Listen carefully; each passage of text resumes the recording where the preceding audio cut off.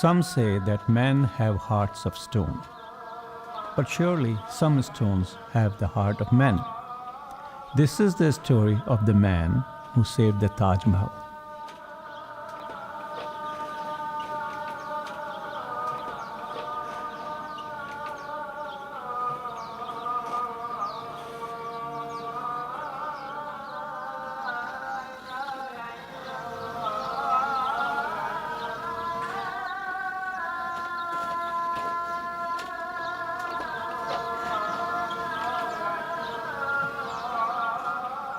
It sketches the career of Mr. M.C. Mehta, a lawyer and activist, who is trying to protect the environment, people's life, health and cultural heritage of India.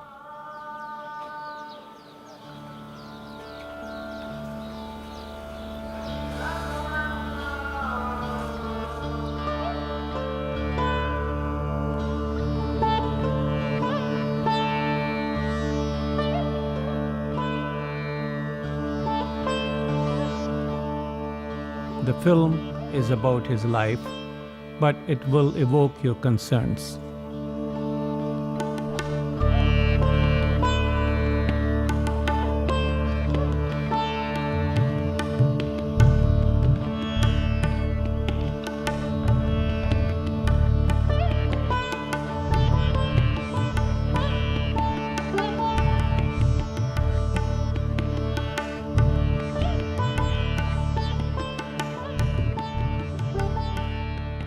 Here we present a few cases Mr. Mehta has fought to protect the country from pollution, acid rain, and chemical wastes.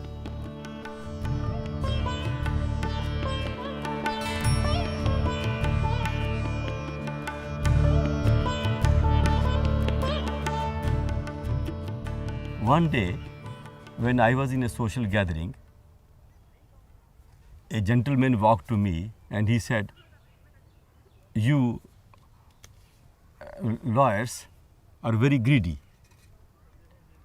And I had met him for the first time. So I told him, "What is your problem?" He said, "The Taj Mahal is dying and I admire this monument and nobody is interested to save this monument." That meeting was just for a few seconds. I had not met that person after that. And that person changed my whole life. I came to know for the first time in 1984 that the Taj Mahal had a marble cancer. And this marble cancer was affecting the monument because of the acid rain. I started learning more and more at that time that what is this atmospheric pollution, because I did not know anything about the pollution aspects at all at that time. I was very new to this field. But when I came with a scientist to visit the whole area, I realized that the Mathura refinery, which is located very near to the Taj Mahal, was one of the major polluting industry apart from other industries in the Taj Trapezium. The Taj Trapezium is a 10,400 square kilometer area, and in this there are 255 historical monuments, nationally protected monuments, and 4 World Heritage Sites. So it is not the question of only the Taj Mahal, it is that with the Taj Mahal, the whole city should also survive. If the city becomes dead, the Taj Mahal cannot survive. The other monuments cannot survive. So it is very essential that with the Taj Mahal, and saving the Taj Mahal means saving everything.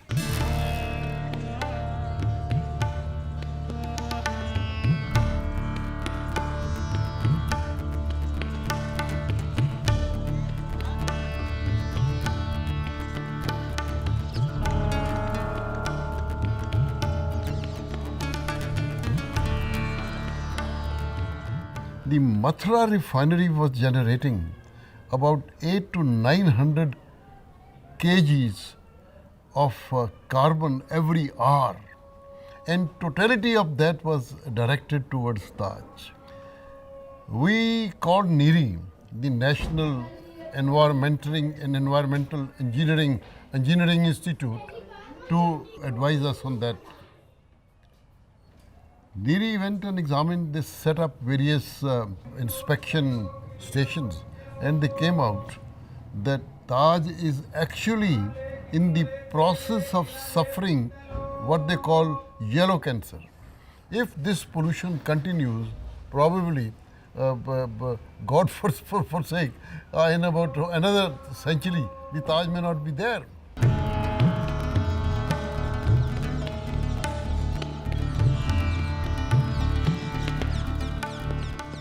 My only concern was that no, the Taj Mahal is one of the most wonderful monument in the world. It should be protected. So that is what I want. But my whole opposition lobby, they came out and then even they demonstrated before the Taj Mahal. They burned my effigies, they did so many things. And they said that no, we don't want the Taj Mahal, we want that these polluting industries should continue. We wanted the Mathura refinery to change the fuel. We had the experts, including some foreigners, Italians and others. No, but the government of India took a very stern stand saying that it is practically impossible to change the fuel pattern in the Mathura refinery. Primarily because the nearest pipeline is about 400 to 500 miles away from, not kilometers, miles away from that. And it is difficult, it's a huge lot of expenditure and time consuming to involve in all. Well, Supreme Court has no power to force anybody to do it. We could only persuade them. Anyway, we continued persuading, and finally they agreed, all right, if they are given 3 to 4 years time, then probably they may be able to do it, and they said they'll examine it. When I filed this case before the court and it was listed for hearing, I had a shock of my life because the honorable judges were not ready to listen this case. They said that no, we don't want to hear this case because the government of India and the state governments, they should look into whatever you are talking about. And the court said that we don't want to see that the go into this question because the India is a poor country and already so many hundreds of crores have been spent in this refinery, and so the court is not interested in all this. Then I said that in preparing this case, I have taken 6 months, more than 200 hours, and this honorable court is not hearing this case even for 2 minutes. So at least I should be heard. I said that I have one duty, whereas your lordships have 2 duties. First, your lordships are the citizens of this country, and as a citizen, you have the duty to protect the cultural heritage and the environment of this country. You have failed in the first duty. And the second duty is to deliver justice. And the court is not delivering justice to me. So for the third time, then the paper books came back to the honorable court. Then they gave me the time, and I argued that for about 30-35 minutes, and then the presiding justice, he nodded. He said, yes, we issue notice in this case. And that was my first case on environment, and it was a great challenge at that time because public interest litigation and this environmental litigation was nowhere on the scene.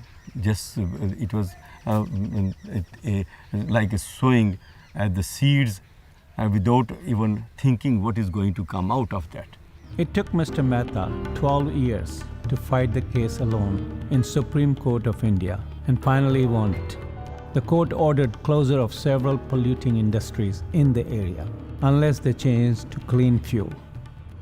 I remember it was end of December that they inaugurated the gas in the Mathura refinery. The result was that the pollution came down from 8 to 900 kg per hour to just 87 kg per hour.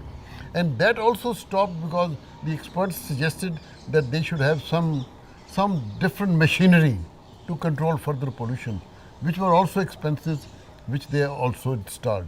And this is how we tackled the Mathura refinery.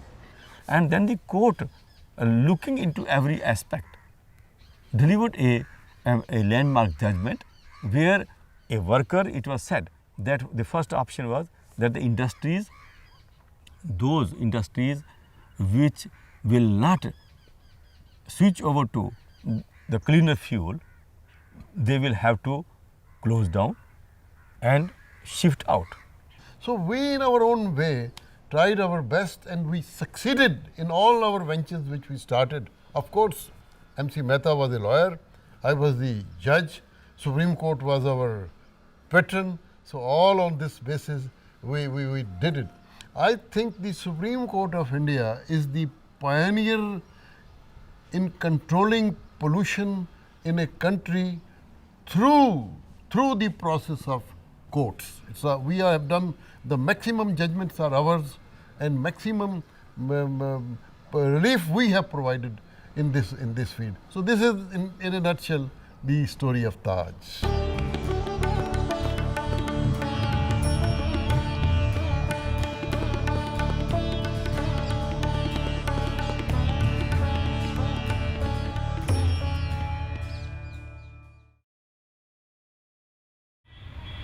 After the Union Carbide gas leak in India and the Taj Mahal case in 1984, the country suddenly woke up to industrial pollution in their backyard.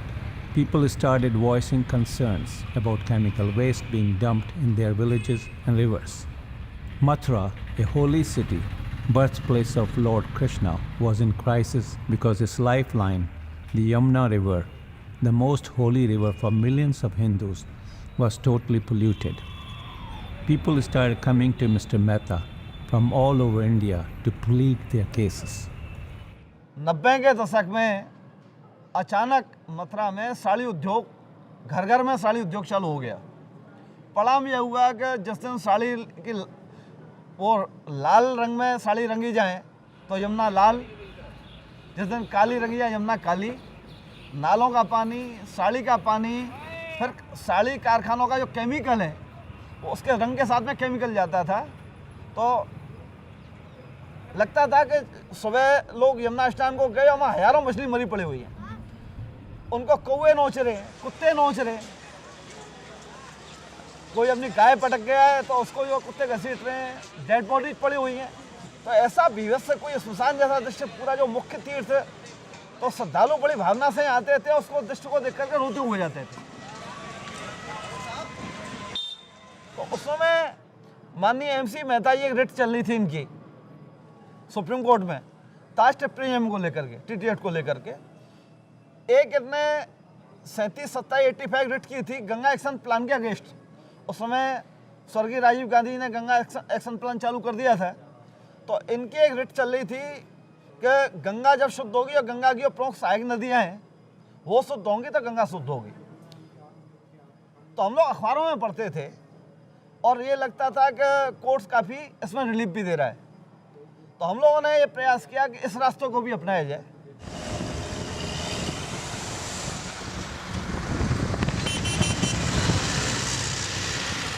When I came over here, I saw the temples, I saw the monuments, I saw so many things and the unique culture of this whole Braj Bhumi. So I realized that no, we are losing some valuable treasure. So then I started thinking how the case can be built. So then I learned that yes, one factor is the acid rain. The second is the pollution in the water courses. The Yamuna River was highly polluted. And then 3, that there are other factors which are also the other industries like the foundries, like the chemical industries and so many other industries which were equally polluting the air and which were affecting the whole atmosphere. Status जब सर्वे हुआ high court के आदेश पर, तो ये पता लगा कि अक्टूबर to June एक सिंगल ड्रॉप पानी जो है ओखला से यमुना में नहीं छोड़ा जाता। तो फिर ये प्ली रखी गई माननीय उच्च न्यायालय के सामने कि जब ओखला से एक बूंद यमुना पानी, चाहे वो नाला मिला हुआ अलग विषय है, लेकिन भावना का विषय है कि यमुनोत्री से कुछ तो आ रहा है। जब एक बूंद वहाँ से चल ही नहीं रहा है ओखला से, तो फिर जो कुछ है वो नाला आ रहा है।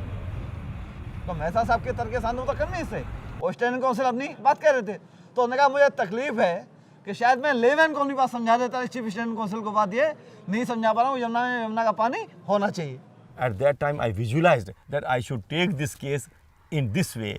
If I fail at one point, I should go for the other. If I fail in the second, I should go for the third. It was like, because in the courtroom, you have to be very careful about how to build the case. 16 जनवरी 1998 को वो as a writ petition वो letter जो accept हो गया। उस hearing में जो हमने जो है अपील की थी, प्रेयर थी, वो सब तो मानी ही गई, बल्कि उस समय जो बाद में और सोचा गया कि किन किन चीज़ों से यमुना ये पॉल्यूट हो सकती है और उस पॉल्यूशन को रोका जा सकता है। तो ये ऐसी उपलब्धि थी जिस समय का माननीय मेहता जी वहाँ प्लीट करते थे तो पूरा लगता था इलाहाबाद हाईकोर्ट सुनने के लिए आता था। Cities in India were witnessing the breakdown of every single environmental norm. Chemical factories were being built in the middle of the cities like New Delhi and Mumbai. Mr. Mehta's efforts to protect the environment through legal recourse continued as environmental hazards kept growing and affecting every single aspect of urban and rural life. But at the same time, Mr. Mehta had an uphill battle with the corrupt politicians and lethargic bureaucracy. New Delhi, capital of India, became one of the most polluted cities in the world, and Mr. Mehta continued varied cases in the capital to protect it from the demonic pollutants. I have a group called People for Animals, and I was working with Mr. MC Mehta as my lawyer, and we did one significant case, which was on the slaughterhouse in Delhi. And that resulted in norms being put down for slaughterhouses. And the slaughterhouse was shut down for 6 months, which is the first time I think in India that a city slaughterhouse has been shut down. And it has resulted in this new slaughterhouse being set up called Ghazipur, and Eidgah has been shifted out of Delhi. Did it help in controlling the pollution in the city? No, I have to say that it could have. The problem is that the whole question of slaughter is, breaks every law. No slaughterhouse, even if it's owned by the government, adheres to any of the laws pertaining to slaughterhouses. It's a filthy, dirty, illegal business. It's a law says that you can only do 800 animals a day. They do over 20,000. And they're done in completely disgusting conditions.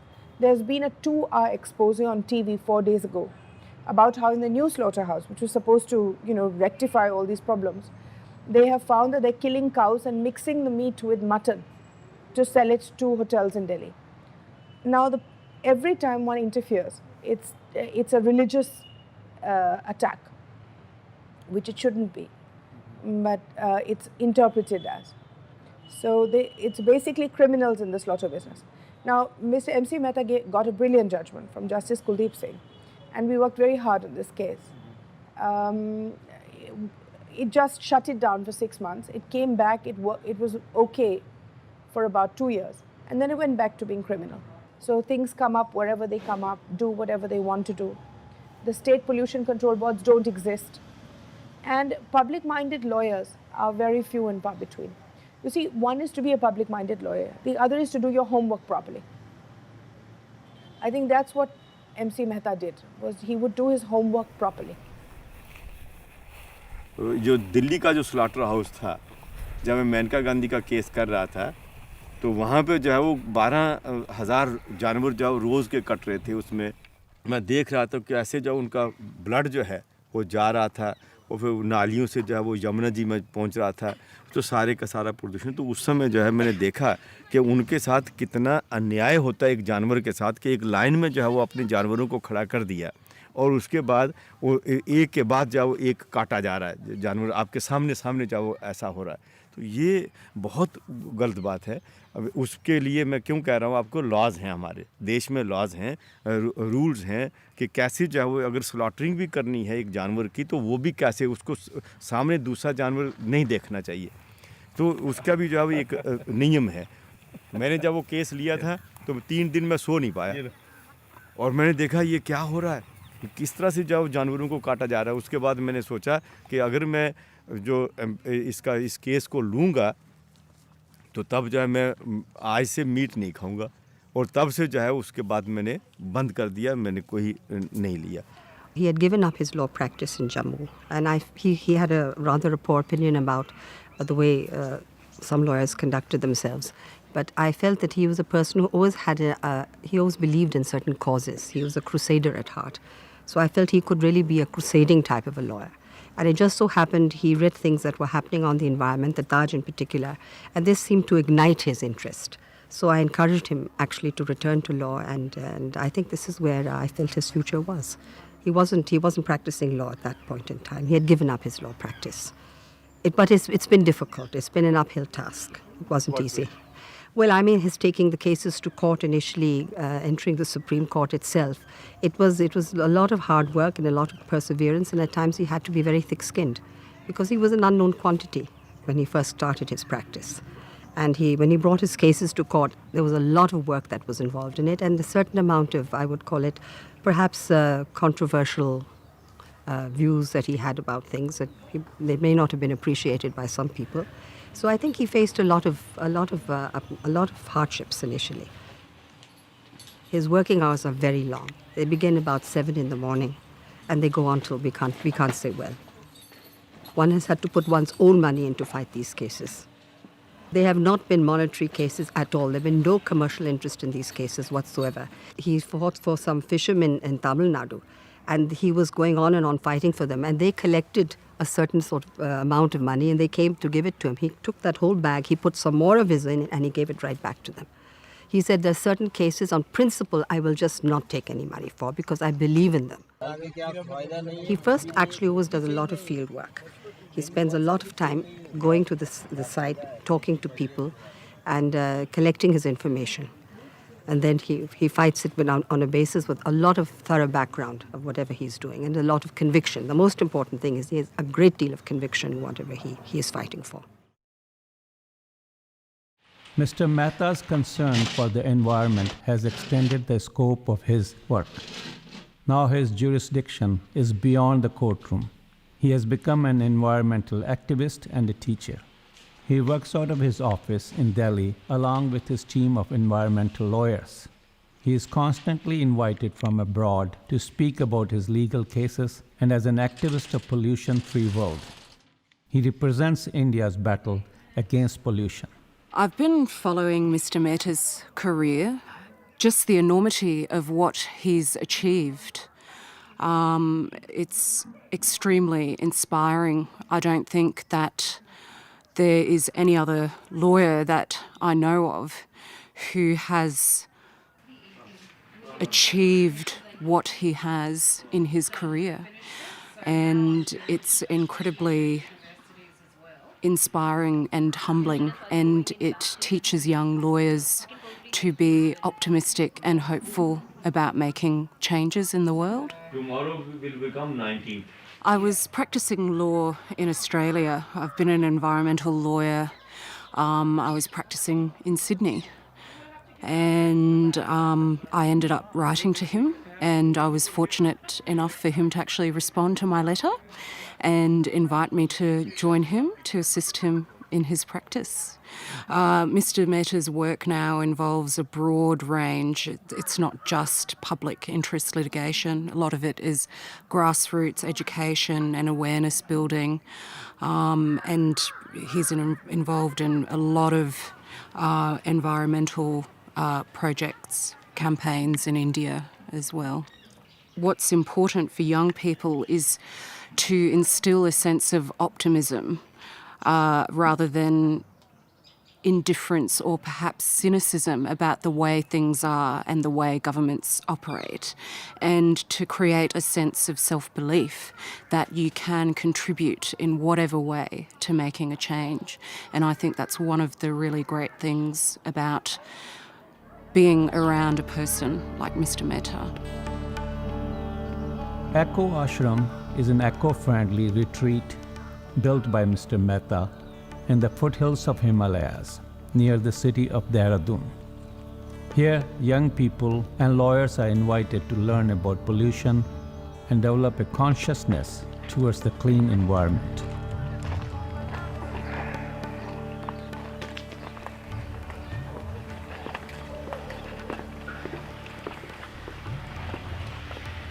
जल्दी आ जाओ कोई तो आओ जल्दी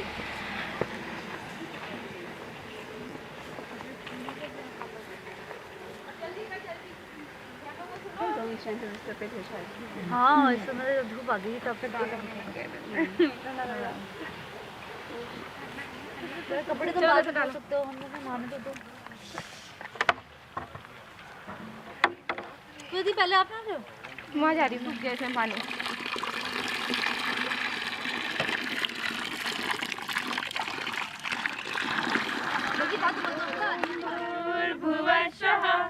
तत्सवितुर्वरेण्यं भर्गो देवस्य धीमहि धियो यो नः प्रचोदयात् ॐ भूर्भुवस्सुः तत्सवितुर्वरेण्यं भर्गो देवस्य धीमहि धियो यो नः These, you see, these were the plants which I planted like this. When they are so small, they just so all sorts of the birds have come over here. There are about 150 varieties of birds now in this whole area, and during winter it goes up to 300. So normally there are about 75 to 100 birds species. They live in this area. It is so good, you know. So you feel very happy. What was your plan when you started this? No, my plan was to see that something, you know, that should continue to work because environment is not only that one person cannot make a much difference.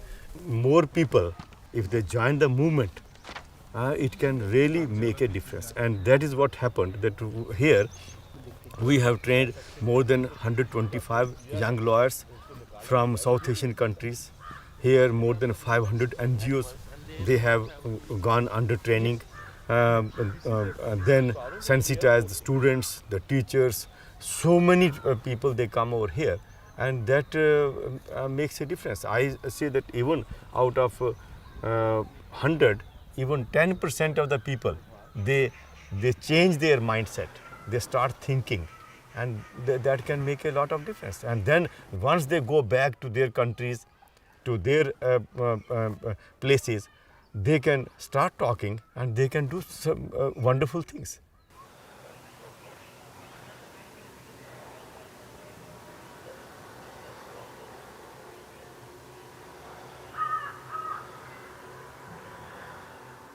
This was a barren land, total barren land. How long ago? 20 years. This till 97, 98. So in 10 years, this all has changed. Okay. So it was all barren land, and so nothing was possible. For 20 years, it was not, you know, these fields were not being used. You are a man of ecology. Why would you go in the religion first? No, ecology and religion, they are together actually. Religion is what I mean. Religion means that worshipping the nature, and nature and ecology, they are the same things. But making a temple of Shiv here? No, because this is, you see that you have to, Lord Shiva, you know, is so it is my innate faith, you know, and I worship Lord Shiva. So So that's why that way it is a unshaking faith which I can't tell you, you know, why I do. But I respect all religions and all gods, because they are the those which are above the human intelligence things. I respect them, you know, because I don't see that human beings are everything and they are the people, those who can, this is the cosmic world, they are ruling the cosmic world. No, we are just like a small, like one insect, you know, in the whole cosmic world, and a speck in this whole cosmic world. So that's my belief. So whosoever is superior, we respect, and we should respect, you know, similarly the nature also.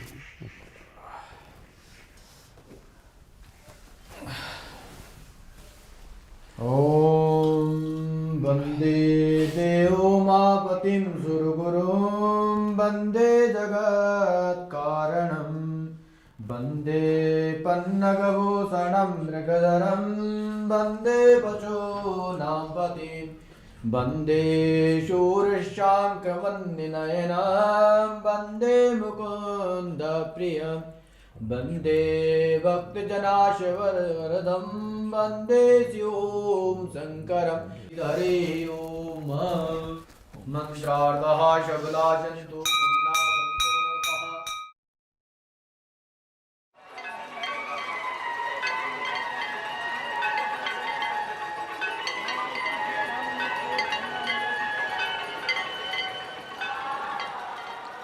The Ganges is most holy river for Hindus in India. It has unique place in the history, culture, and spirituality of India. The river is worshipped and called Mother Ganga. Hindus believe that its sacred waters have miraculous healing power, purifying one's sins. Every 12 years, a 3-month-long Kumbh Mela happens in the holy city of Haridwar, where millions of people come to pray and have a dip in the river during this auspicious time.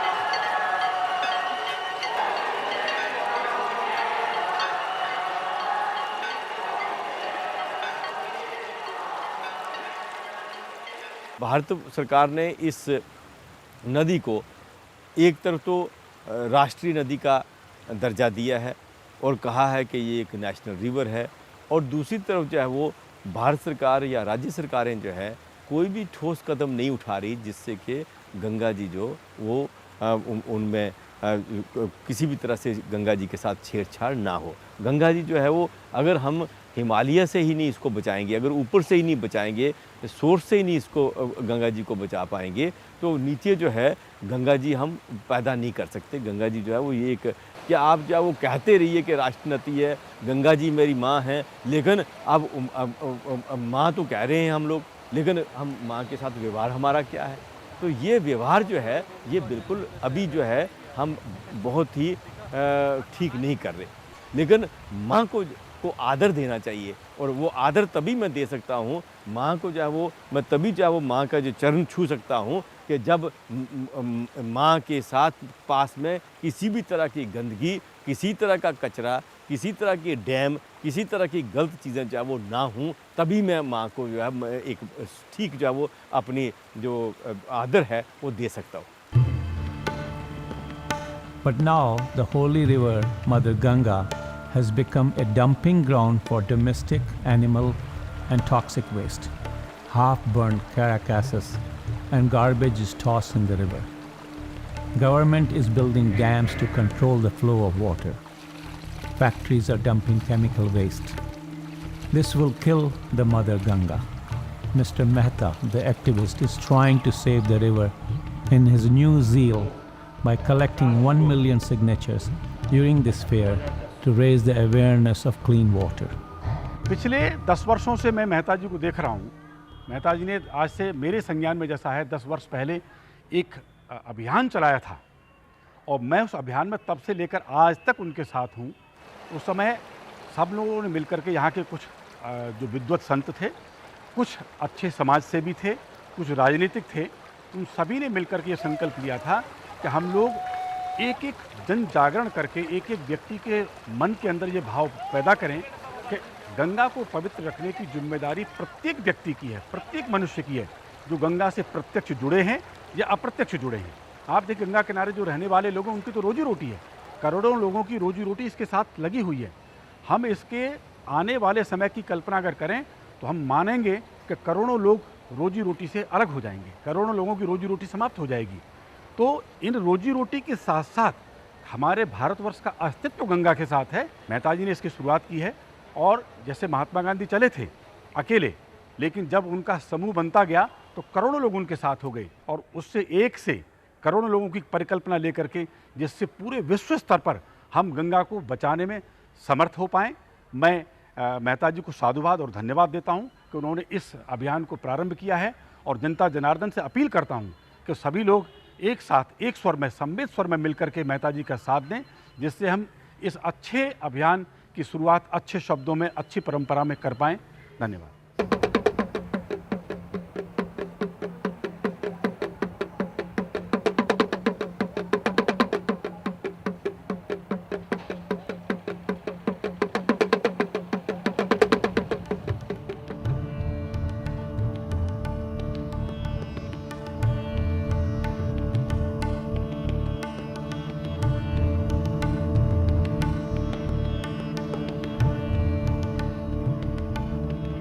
Kumbh Mela attracts people from all over India. Tent cities are built for people to stay during the festival. These religious sadhus and saints have great influence over the general public. Mr. Mehta is trying to convince them to join his campaign.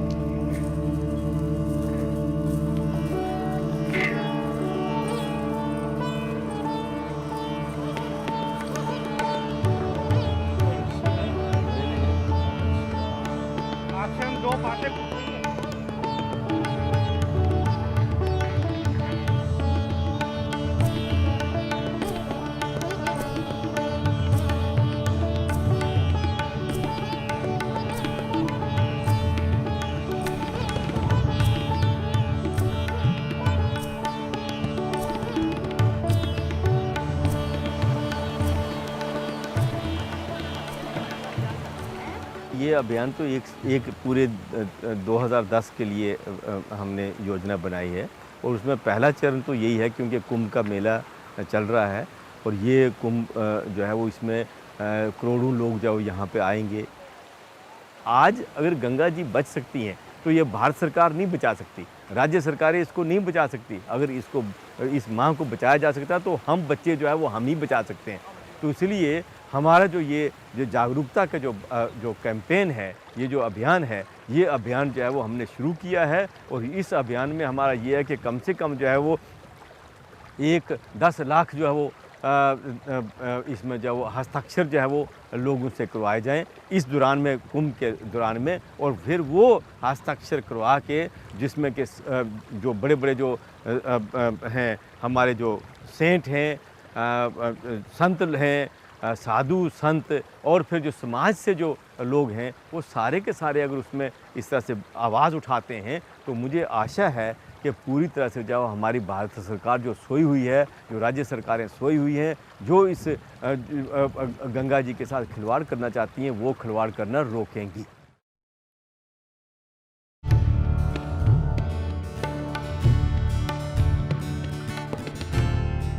For his work, Mr. M.C. Mehta has been awarded around the world as well as at home in India. In 1996, he was given the Goldman Environmental Prize for Asia in the United States. Then, in 1997, he was bestowed with Ramon Magsaysay Award for Asia for the public service in Philippines.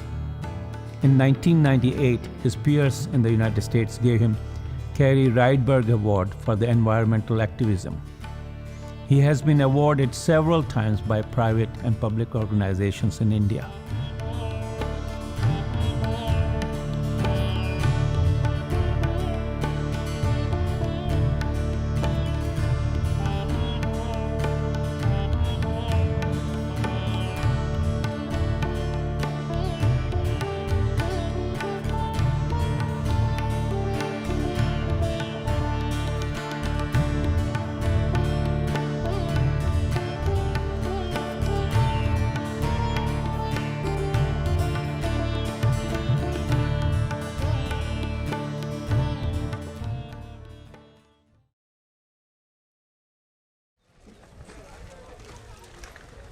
But the sad part is that while India is pressured by the Western countries to sign the Clean Air Bill and pollution control measures, most of such chemical and pharmaceutical factories are being built by the Western multinational companies in India, while they are banned to manufacture these chemicals in their own countries. The village of Patancheru near Hyderabad is one such example. ये सुल्तानपुर यहाँ जो पटानचेरू मंडल का एक गांव है, जहाँ के इसके ऊपर इंडस्ट्रियल एस्टेट्स हैं। वो 20 साल से यहाँ पूरे जो वाटर बॉडीज़ जो है ना, చెరువులు అన్నీ ఇక్కడ చెడిపోతున్నాయి. వాటర్ బాడీస్కు చెరువులు बोलते. तो ఆ చెరువులు చెడిపోవడం వల్ల దాని ఇక్కడ यहाँ का जो ग्राउंड वाटर है वो पोल्यूट हुआ है. आप जानते हैं ये 20 साल पहले आप आए थे यहाँ. 20 సంవత్సరాల క్రితం ఈ మెహతా గారే మన దగ్గరికి వచ్చినారు. గుర్తుందా మీకు అందరికీ? अगर यदि आप पानी नहीं दिलाते तो यह गांव नहीं रहता था, यह गांव यहाँ से उड़ जाता था. ऐसे 20 गांवों को आप पानी दिए. आप पूरे गांव के तरफ से मैं आपको धन्यवाद अर्पण करता हूँ.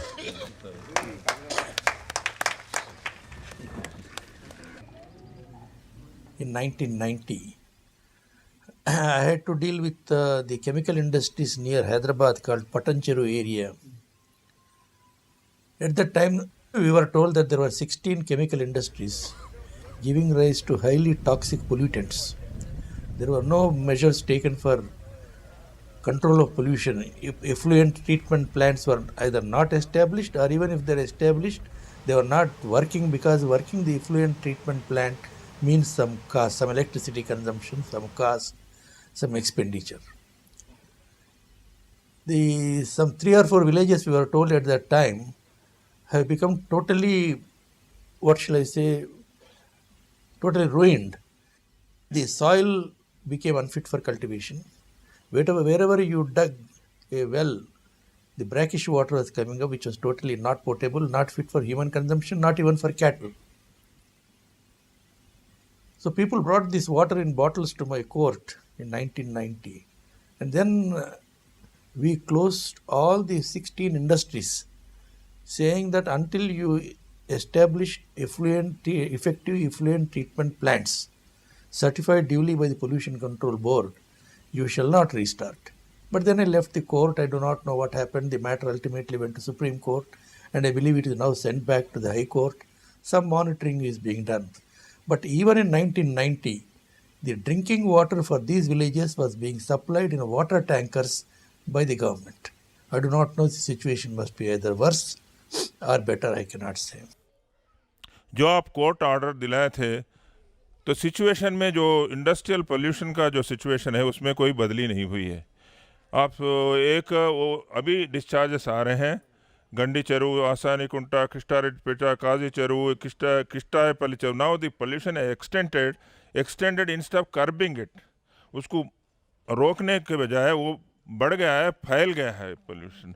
और इंडस्ट्रियल, आप एक इंडस्ट्रियल एस्टेट था, आप जब 20 साल पहले आए थे, अभी तो 3 इंडस्ट्रियलिस्ट हो गए, 4 इंडस्ट्रियलिस्ट हो गए, यहाँ का वहाँ आज भी वैसे ही आप डिस्चार्ज करते रह रहे हैं।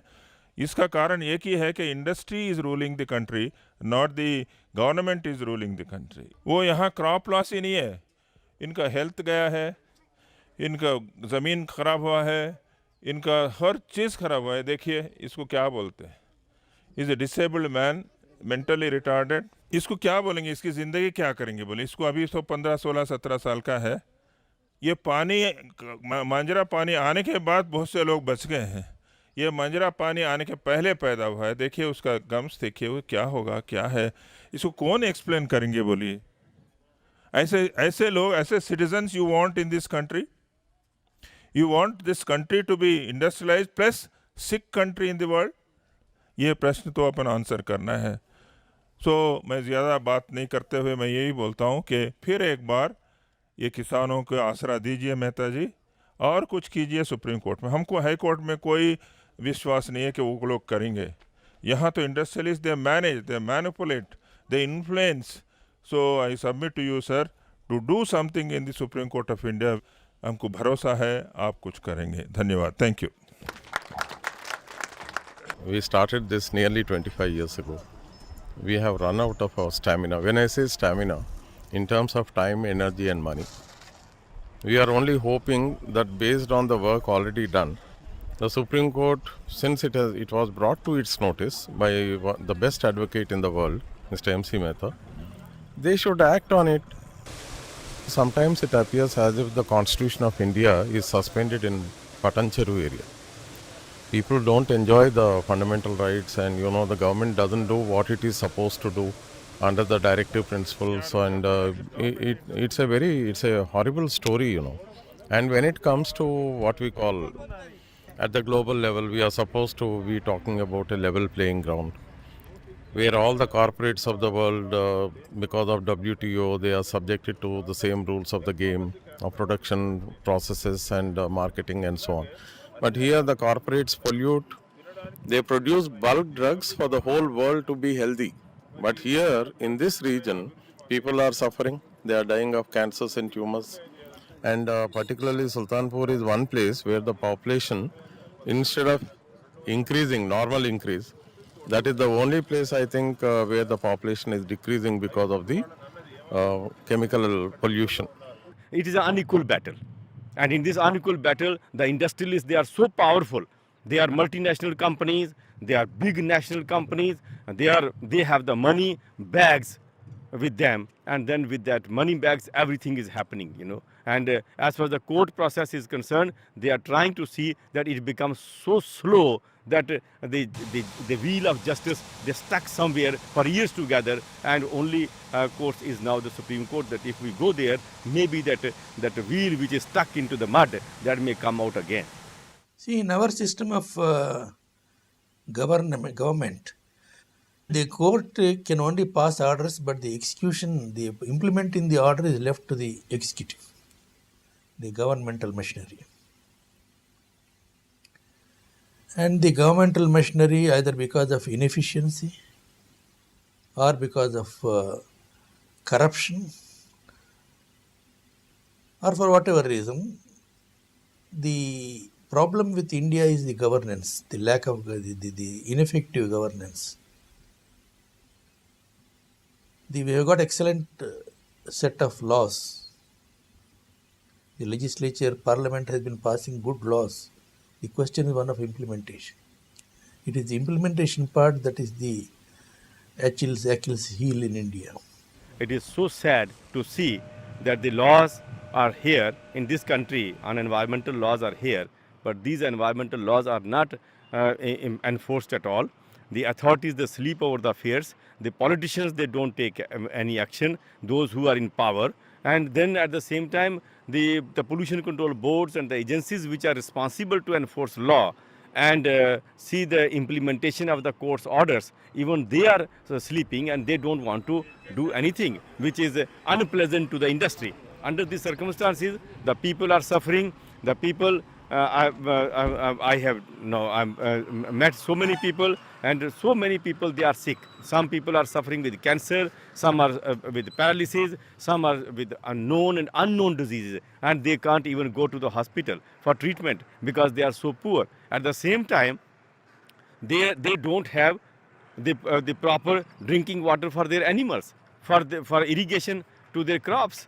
And so this is really a toxic hell on earth, and the only course is that these people, they should be given a compensation. The people, those who have put them to such hardships and they destroyed the whole ecology of the area, they should go to the jails. They should not be, because they are the worst offenders, and the offenders, they don't need any leniency or any mercy at all. I only hope we all together hope that there will be more MC Mehtas, there will be more effective governance, and there will be a better future for all of us.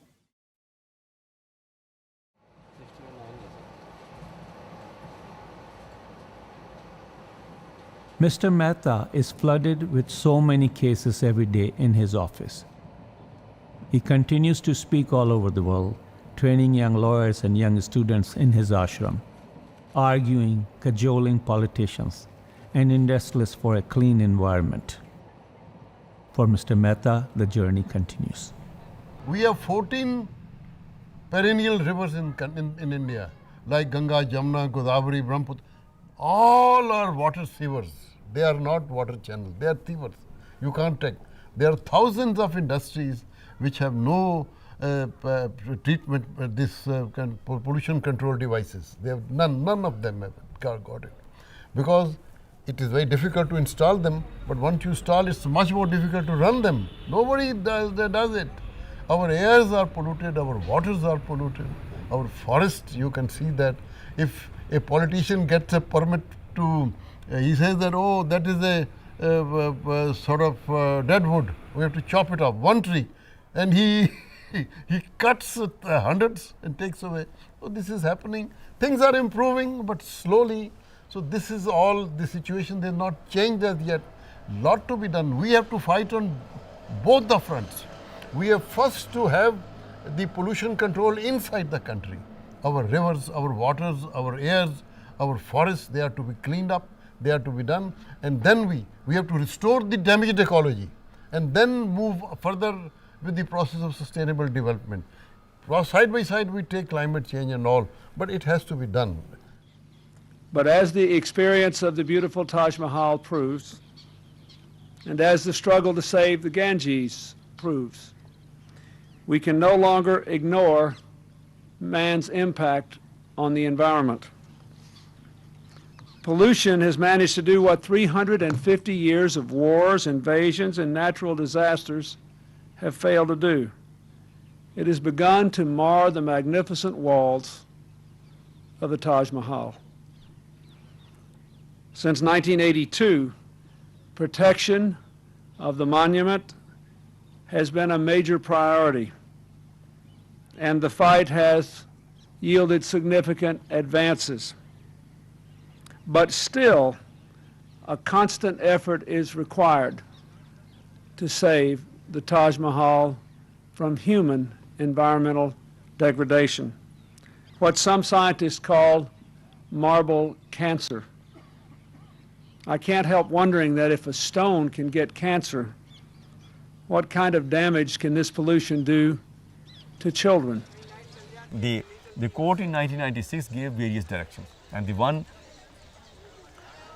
after the other, all these directions,